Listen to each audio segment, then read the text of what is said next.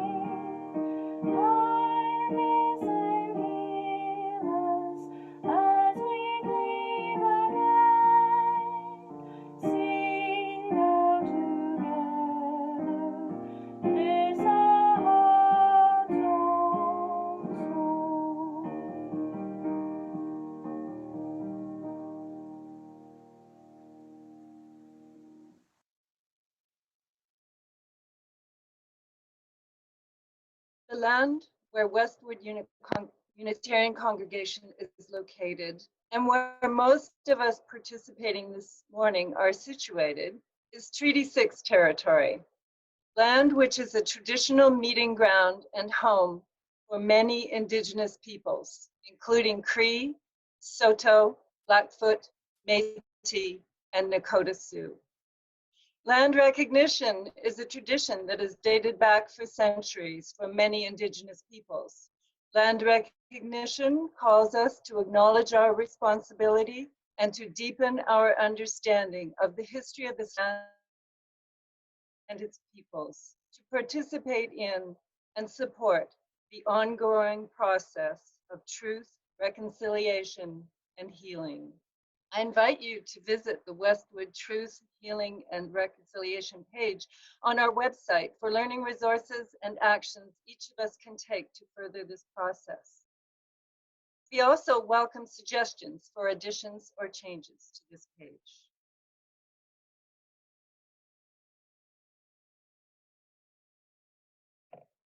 Tawau, bienvenue, welcome to Westwood Online. My name is Brenda Jackson. My pronouns are she and her, and I'm your service leader this morning.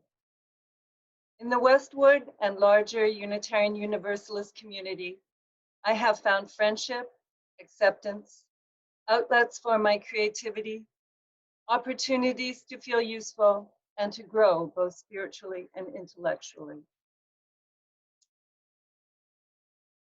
And as chair of the Westwood Worship Committee, this morning I would really like to express my gratitude to Reverend Ann, who's our speaker this morning, and who has forged along with great generosity and love, spreading the love through these difficult times. And also to our musicians. You just heard Sheila Kaloran. Westwood has a long and proud tradition of having live musicians each Sunday who play music for us. And many of them come back at least once a month, and we love to see them. And I'm so grateful that they have agreed to participate in these online services. And finally, to my worship team. They've been here through many, many meetings and workshops, and some have joined the team to help out with their technical skills, and it is so truly appreciated. Next week, Reverend Ann will be back as the speaker for our second All Edmonton UU service in cooperation with the Unitarian Church of Edmonton. We invite you to join us for Easter Spirit Open Mind. If you are new to Westwood or joining us this morning from afar, a special welcome. We hope you have time to stay after the service to visit and meet some people. We'll be breaking out into small groups. Westwood is a compassionate Unitarian Universalist community. We invite you to question and explore your spiritual beliefs. We won't tell you what to believe. We welcome people of all genders, whomever you love, whatever your wealth or your education. In this community, reverence for the earth and belief in the dignity of every person inform our ethics. Music is an expression of our joy. Worship brings us together to celebrate what is important in our lives, and acts of justice are a symbol of our hope. This month, our theme is the fifth source of Unitarian Universalism, humanist teachings which counsel us to heed the guidance of reason and the results of science, and warn us against the idolatries of the mind and spirit.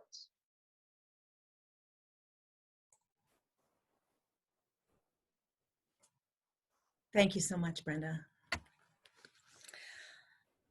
One of my new practices is when we have a technical issue, and wasn't it lovely that our technical issue with sound this morning meant we got more Sheila?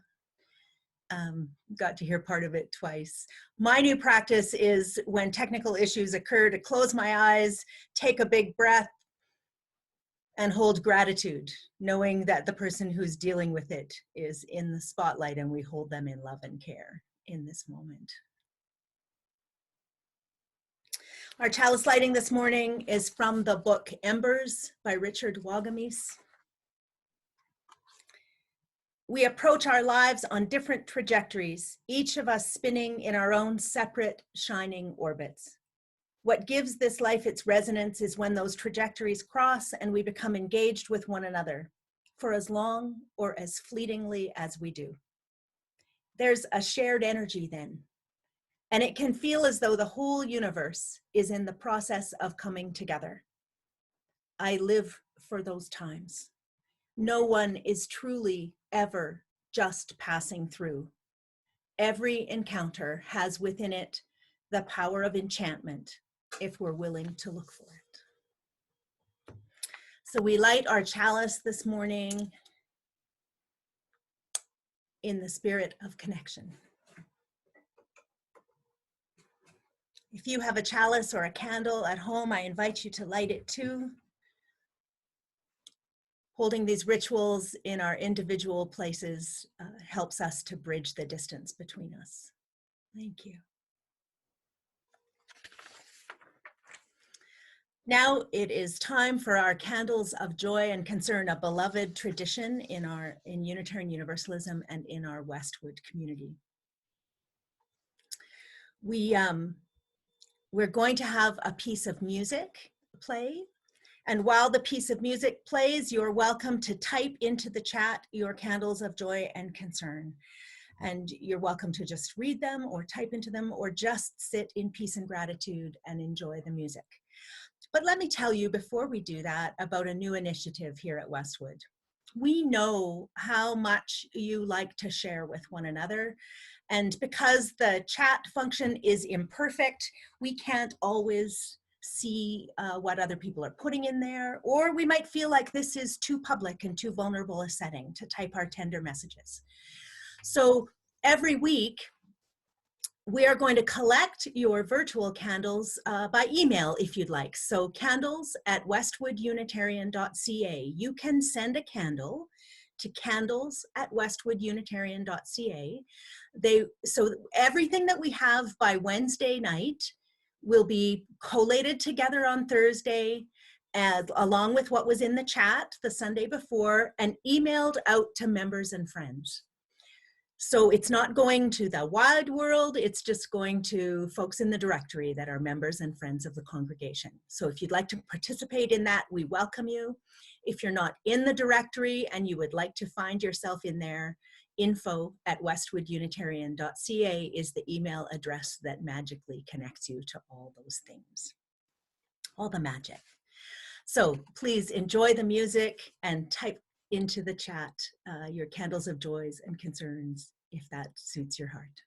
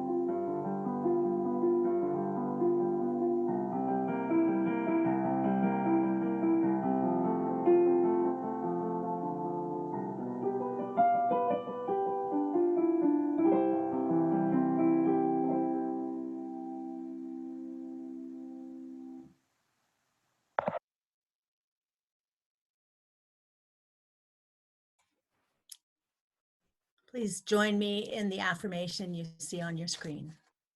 May the light of these candles inspire us to use our power to heal and not to harm, to help and not to hinder, to serve the spirit of truth in loving affection and trusting hope.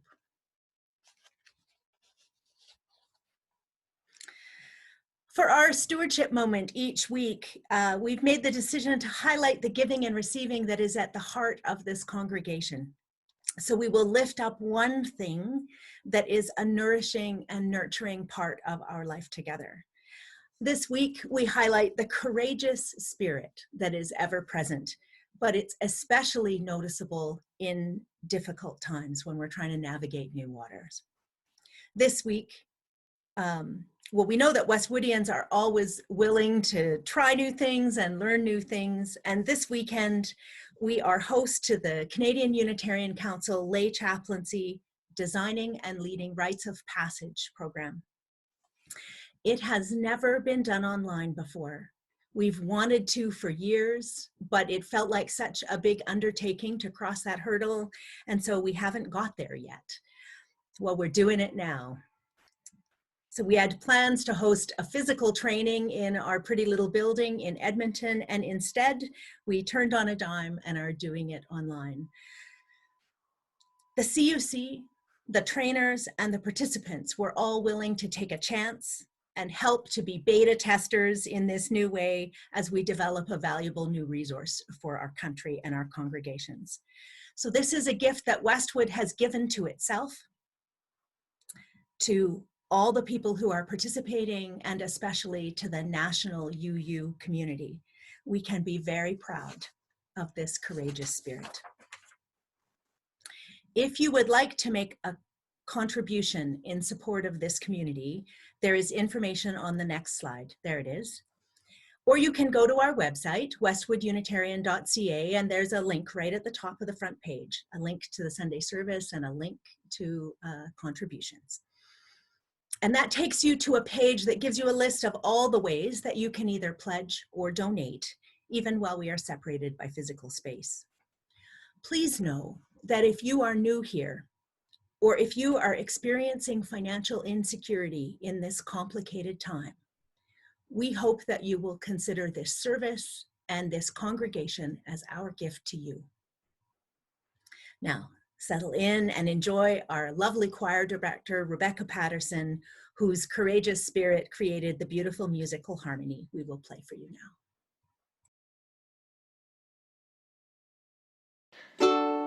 From you I receive, to you I give, together we share, and from this we live. From together I receive, to you I give, together we share, and from this we live.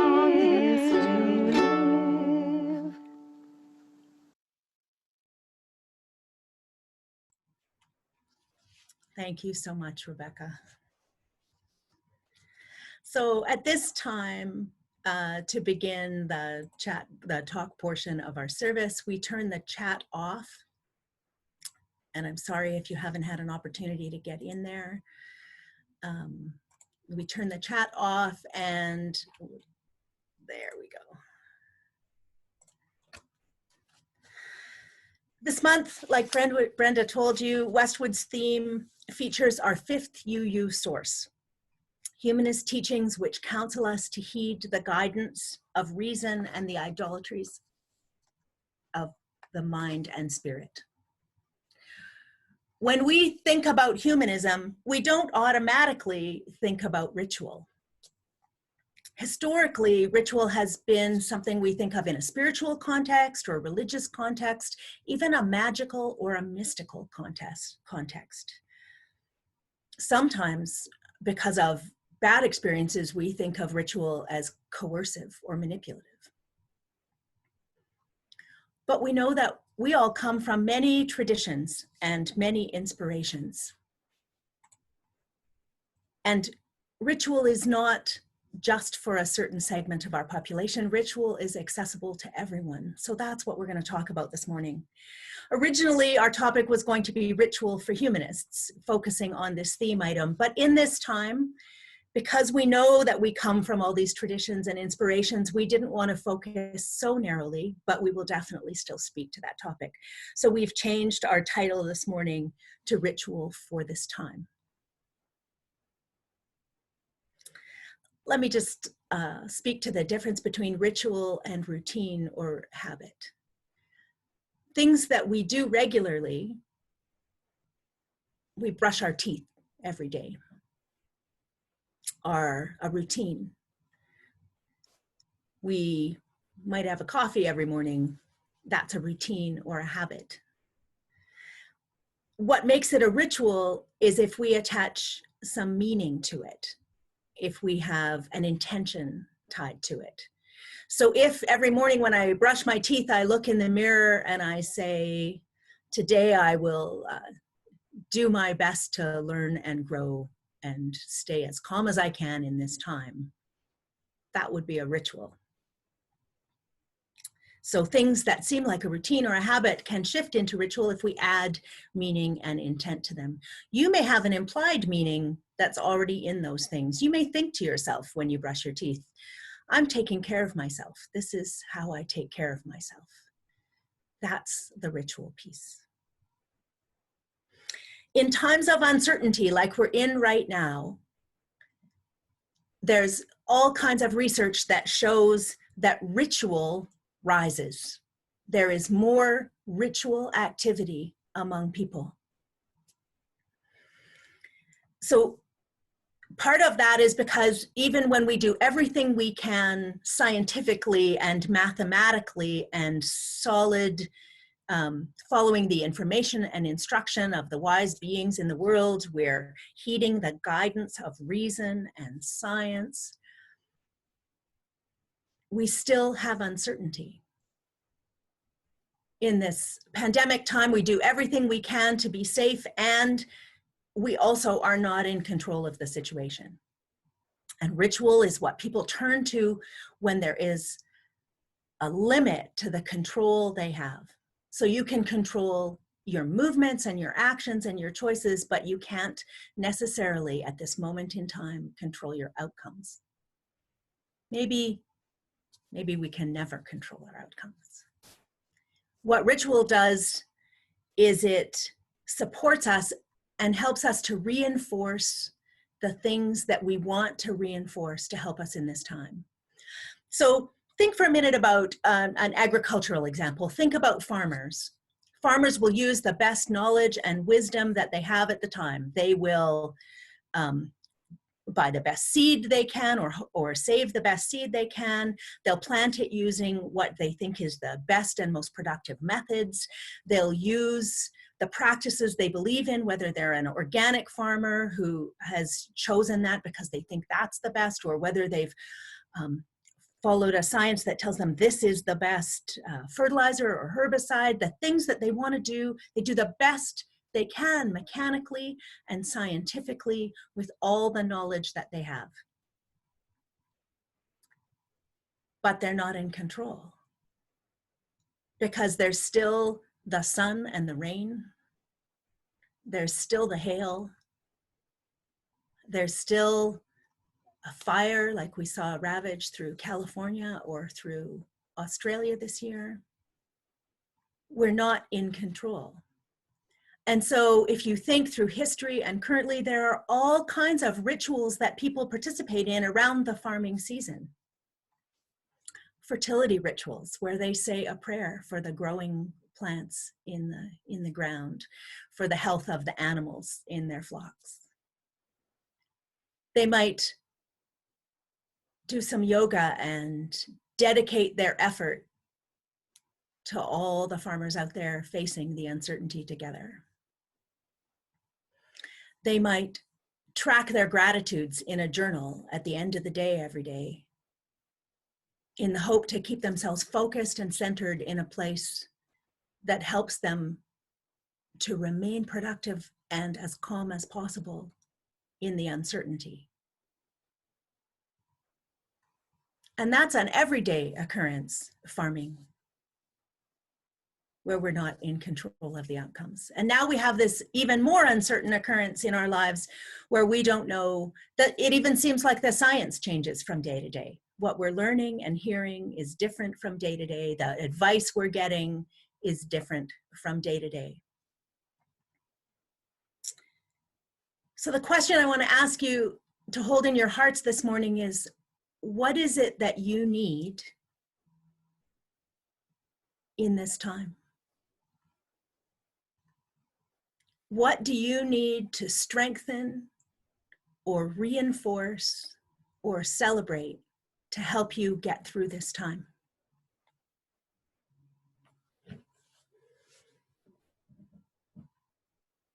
One of the ways to answer that question is to check in your mind or your body or your heart and ask, what are you struggling with?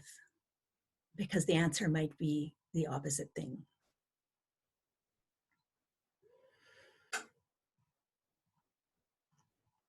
Or to check in and say, when in these last few weeks of being in this new reality, when have you felt the most connected and calm?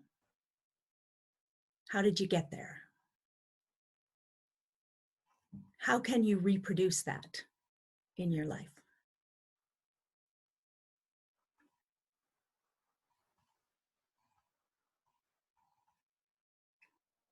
Ritual reinforces the things we want to strengthen and support and nurture.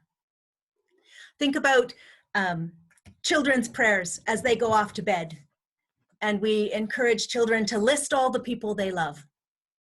A prayer from mom and dad and sister and brother and siblings and nibblings and grandparents and loved ones, for all the people doing the hard work, for all the teachers that are helping them on the computer, for all the people who grow the food and the grocery store workers that help us get it. That's a ritual. And sometimes we think maybe that's just magical thinking, to think that you can say a prayer and hold all those people in protection and love. But think about what that does to your core being when you say that prayer.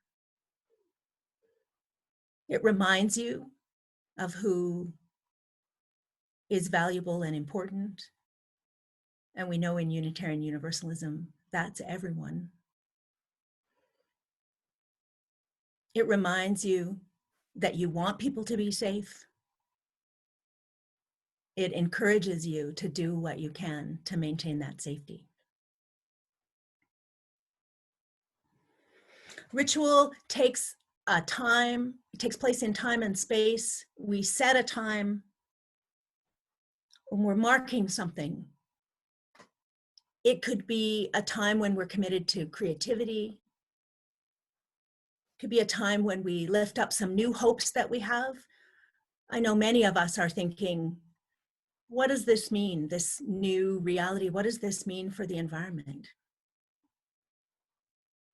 How can we transform what is a horrible and traumatic situation into one that also has a benefit for the planet? And the more we commit ourselves to that, the more solid it becomes in us, the more committed we become to that, and the more likely it is that we can stick to that once we pretend that life is back to normal.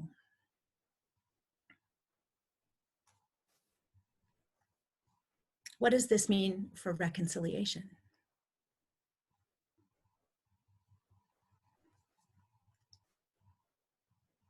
A ritual can be as simple as writing gratitudes in a journal. That's something I started doing just over a year ago. A few days past a year ago, I bought a 5-year journal. And it's a little tiny book, and it has space for 5 entries. So now I'm in the 2nd year, and I'm seeing, what was I doing this day last year? And in there, I write what I'm grateful for and what's going on in the world. And this time next year, I'm going to remember that this was our reality and what we were going through and what we were learning. And writing those gratitudes in there every day has changed the way I feel when I go to bed at night.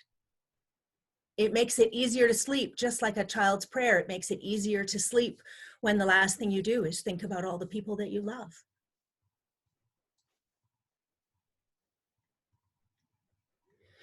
When we think about ritual, we often think about what we say in the lay chaplaincy training are the big 3, the traditional 3, the weddings, memorials or funerals, and child dedications or baptisms for some people.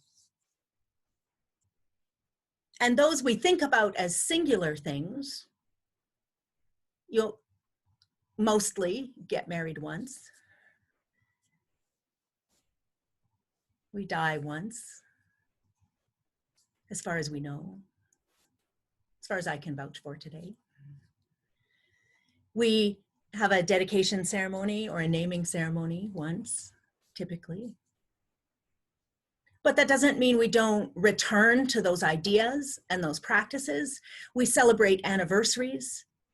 We remember that this is the day. Sometimes we remember this was the day of a memorial and we visit a graveside.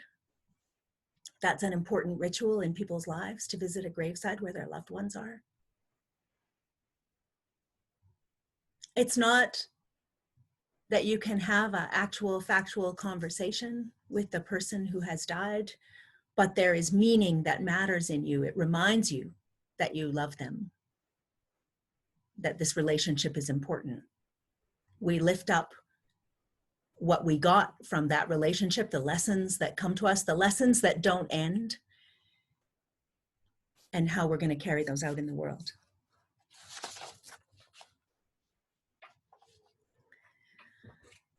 In ritual, it's important to think about real things, using real things. It helps to light a candle. That's how you open, like we do in this service. There's lots of collective rituals we have here that are comforting to people because it's familiar in this unfamiliar time. So we light the chalice to begin and we extinguish it at the end. So lighting a candle can open your ritual space and close it again for you. In a wedding, the officiant often holds the rings in their hand and blesses them. And it's not that we believe that there's a magic that comes from somewhere outside that changes things when you put on the magic ring. It's that we believe that focusing our love and attention on something real helps us to strengthen and reinforce it. So the people in the room offer their blessing to the rings, and then the loved ones put the rings on, and then every time they look at their ring, there is a reminder of that day, of that intention, and of that message. Ritual can be a commitment to what you believe. It can support you. Coming here together supports us in community. Just the ritual act of coming together on Sunday morning.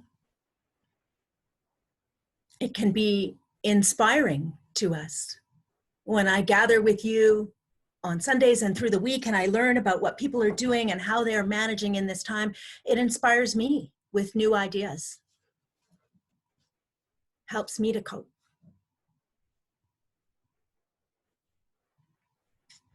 There's one really big thing I want to say about ritual in this time and why it's so important to me today.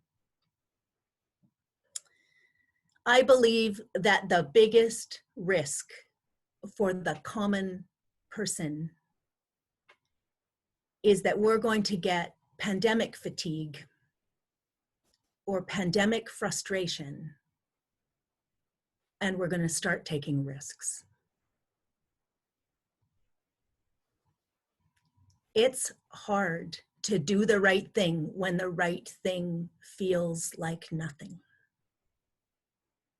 We've been asked if we don't have to work out in the world, and thank you, prayers up and blessings to all the people who are working in the world for us. But if you don't have to work in the world, we've been asked to stay home and to stay safe. And we start out with the best of intentions in the world, but as the weeks wear on, it's going to get harder and harder to not give in or give up. And a ritual that reminds you of what you're doing and why you're doing it can help you with that. I would like to invite you today after the service, or whenever it works in your new normal, to sit down and write what you believe is the right thing for you to do in this time. It might say things like, to wash my hands, to stay home, to limit my grocery trips to as few as humanly possible in the safest ways possible,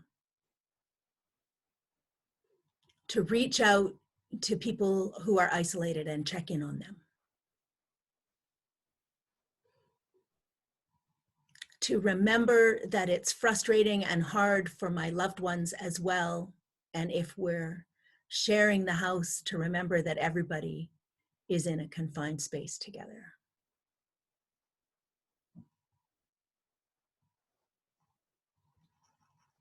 You might have ways you want to contribute and help. Put those on the list. You might have practices that nurture and reassure you.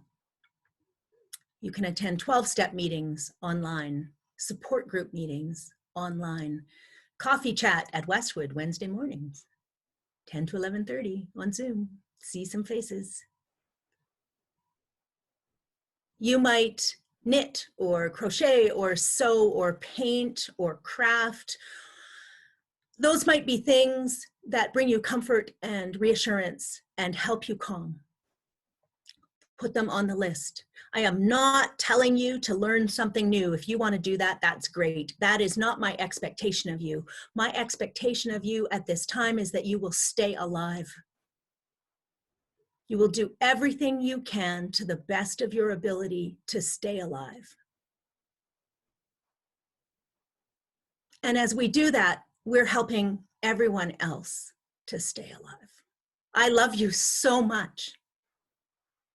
The odds are that when we return together, we might not all be there. And that adds to the fatigue and to the frustration. And sometimes we just say, forget it. I'm going to see my mom. I want to help you not go. And I know that's hard. I want you to help me not go. We know it's hard. So I'd like you to write out your commitment to what you believe is the right thing to do in this time, how to be safe and well and to support and nurture yourself. And then I want you to put it somewhere that you're going to see it every day. Tape it to your bathroom mirror where you brush your teeth. Put it beside the kettle where you make your coffee. Tape it around your phone every night before you go to bed. So before you can look at your phone, you have to read that piece of paper. Craft a ritual that reinforces what you need to do to stay safe and to stay strong. And I know it's a moving target. I know that the science changes and you might need to change a line about how you believe, wearing masks or not wearing masks. You used to think grocery shopping was okay once a week. Maybe now you're only going to do curbside pickup. Change it as you need to change it. Ritual does not freeze in time. You might need more 12-step meetings. You might need less knitting. The things that nourished you before might not nourish you now. Things you haven't tried might be the thing you need. I just want you to take care of yourselves. Craft yourself a simple ritual that reminds you why you are doing this. That's what everybody in the world needs from you right now.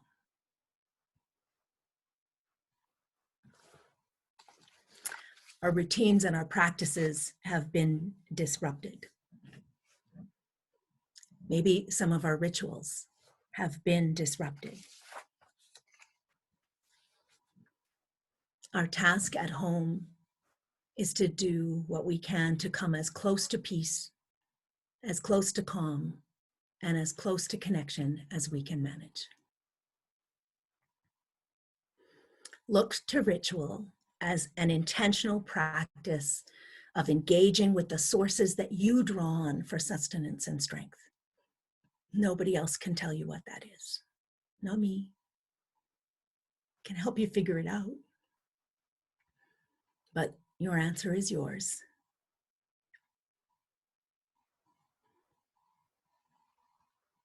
I love you so much. I just want you to be safe. And we're not in control, so we're going to do the best we can to support ourselves and to support one another through this uncertainty, using whatever rituals we can. And amen and hallelujah for Zoom. Blessed be and amen.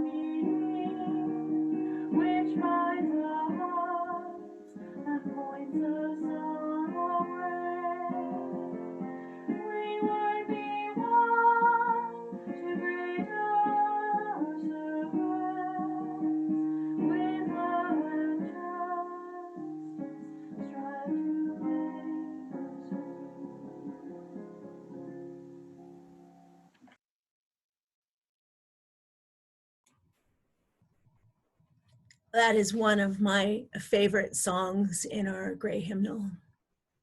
And boy, doesn't it take on new meaning today.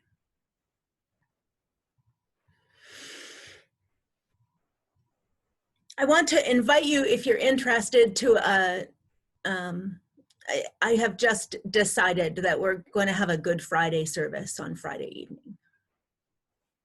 So if any of you would like to come, the link will be on the Westwood website. It'll be in the calendar. It'll be a Zoom gathering. I suspect it will be small and tender. But Good Friday is when we traditionally think about loss and darkness and uncertainty and suffering. It's not going to be an it's all okay service. It's going to be an opportunity to hold our uncertainty and our suffering together. So that will be on the website if you want to look there for Friday evening at 7 o'clock. We know that it is not our buildings that bind us together. It's not just our physical spaces, it is our love. It is the connections we forge and maintain to one another as we find our places within the interdependent web. Virtual space may not meet every need that we have, but we are here together, home, each to the other. May you carry this sense of connection with you in the coming days as we continue to navigate our new realities and our new rituals and strengthen new ways to be face to face and heart to heart and love to love.